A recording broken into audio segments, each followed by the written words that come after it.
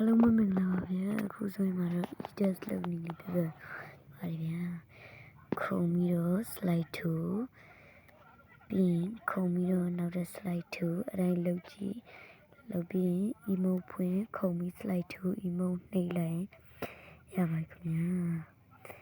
အဲ့ဒါနည်းပဲလုပ်ရတော့ပါဗျာလွယ်ပါတယ်ဗျာဒီလိုစောင်းနေမှာဆိုလို့ရှိရင်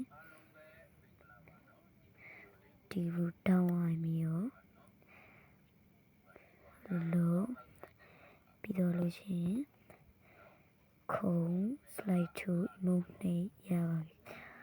အဲတောင်းတက်ပြင်ဖတဲ့ခုံအကနေပြသွားလိုက်ရပါတယ်ဗျာပြီးတော့ရင်တောင်းပြန်တော့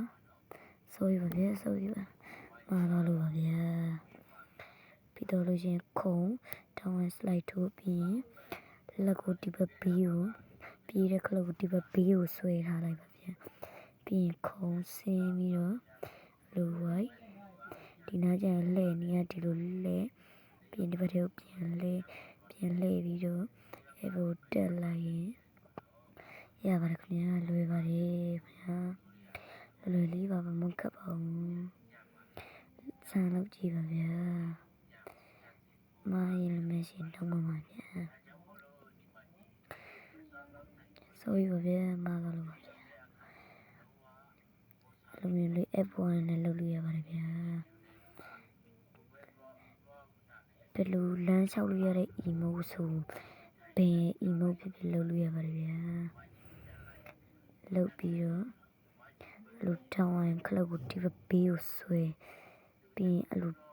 emote လေးပြောင်းလို့ရပါတယ်ဗျာပြီးလုံးဝမလွတ်ပါနဲ့ဗျာလက်ကိုအလုံးဘိုင်ပါဗျာနောက်ဗီဒီယိုမှာပြန်တွေ့ရမယ်